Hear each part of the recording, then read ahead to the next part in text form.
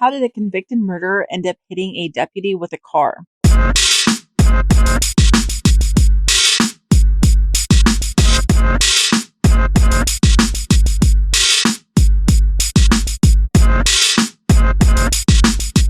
On January 26th, there was a press release by the Franklin County Sheriff's Office, and I think the best thing to do is just to read the release and then discuss it.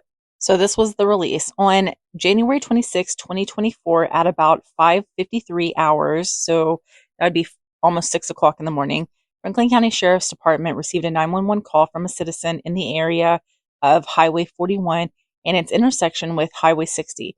The caller advised that a male, whom was later identified as Amos Breedlove, broke into her residence and forced her to give him keys to her vehicle and cell phone. He then exited the residence and stole her Chevy Tahoe. Sergeant Tyler Ingram responded to the call and, after speaking with the victim, began patrolling in an attempt to locate the stolen vehicle and the suspect. Shortly after leaving the victim's residence, Sergeant Ingram observed the stolen vehicle and attempted to initiate a traffic stop. At this time, the vehicle began to flee from Sergeant Ingram on Highway 60. The vehicle then stopped a short distance in front of Sergeant Ingram's vehicle. The vehicle then made a U-turn as Sergeant Ingram was exiting his patrol unit. The vehicle then accelerated to a high rate of speed, swerved as Sergeant Ingram, striking him and his patrol unit, and then continued to flee the area.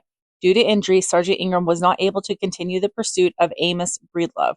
Sergeant Ingram was able to call for Franklin County EMS to come to his location to render aid. During the time that Sergeant Ingram was injured, alone and waiting for medical attention, an unknown citizen stopped to assist Sergeant Ingram and remain with Sergeant Ingram until help arrived. Off-duty Franklin County Sheriff's Department personnel was then contacted by Franklin County Dispatch to assist in locating Amos Breedlove. Franklin County Sheriff's Department, Charleston Police Department, Arkansas Game and Fish, and Arkansas State Police began investigating the scene and attempting to locate Amos Breedlove. A short time later, Amos Breedlove was located by Franklin County Sheriff's Department, Arkansas State Police, and Arkansas Game and Fish at his father's residence in the area of Grand Prairie Road. Amos Breedlove attempted to flee officers on a Mahindra tractor, but was caught and taken into custody. The stolen vehicle was also located and returned to the victim of the vehicle theft. Sergeant Ingram was transported to the hospital, was treated for his injuries, and has been released. We would like to thank Franklin County Sheriff's Department employees for taking the call when it comes in. We also want to thank the Charleston Police Department, Arkansas Game and Fish, and Arkansas State Police for their help in the investigation and apprehension of Amos Breedlove. Lastly, we would like to thank the citizen who stopped to assist Sergeant Ingram. So 43-year-old Amos Breedlove was arrested and booked into the Franklin County Detention Center on charges of attempted first-degree murder, reckless driving, fleeing by vehicle, speeding, resisting arrest, residential burglary, theft of a vehicle valued at $25,000 or more, theft of property, motor vehicle theft, third-degree assault, criminal mischief first degree, and disorderly conduct. So I was able to find that Amos Michael Breedlove is on parole in the state of Arkansas, and so Amos Breedlove does have a parole hold on top of everything else. I mean, he isn't going anywhere anytime soon. Amos Breedlove is on parole for a charge out of Sebastian County. It's a 2006, actually a second-degree murder charge. And I was able to find this post on Facebook by Tabitha Corbett Hart that gave some more information to that murder charge and to some other things that Amos Breedlove has allegedly been up to. And I was able to find this post on Facebook by Tabitha Corbett Hart. It gave some more information on that murder charge and on some other things that Amos Breedlove has allegedly been up to.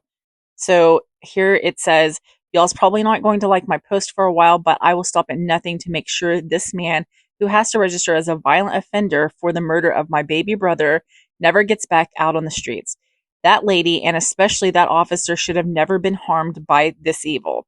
He injured a man in Florida so bad he is in a wheelchair forever, then forgot he had his 4-year-old daughter and she burned to death in a house fire, pulled a gun on his ex and threatened her life, all before he brutally murdered my brother, Jesse Odell Corbett. His violent crimes kept escalating.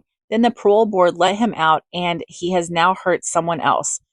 My nieces grew up without their daddy. My brother never got to know the joys of being a grandpa. My parents have suffered a loss no parent should ever go through, and I lost a part of my soul that day. I've never been the same. I've lived in fear. I trust no one. This man is my Satan. He is pure evil. I will support those families he hurt yesterday 100. Hashtag back the blue. Hashtag justice for Jesse. Hashtag peace for my soul. I pray Amos Breedlove's family sees this and knows I'm not stopping my fight for justice. Y'all wanted him out, and he did the same evil again. Now y'all live with the fact you asked for this. So that was that post. And of course, everything that was said in that post, those are allegations. I can't prove any of those except for the fact that he was convicted of a murder in 2006. According to VineLink, Amos Breedlove was paroled in 2019. So he's been out for 5 years. And I don't know at what point he was in Florida, if that was before the homicide or after his release, but he's been out of Arkansas State Prison for 5 years now. Now, what she said about him having to register as a violent offender, it seems that Oklahoma has a registry for violent offenders like they do for sex offenders. I think that that's an amazing idea. Arkansas should have the same. It's unfortunate that we don't, unless we do, and I just don't know about it, in which case, correct me. But yeah, he is listed as a violent offender in Oklahoma. And of course, let's keep the victim who has not been named and the officer, Tyler Ingram, in your thoughts and prayers. They are going through a lot right now. And also a big thank you to the person that sat with Deputy Ingram while he was waiting for the EMS. That is an amazingly wonderful deed that you did, and nobody even knows your name.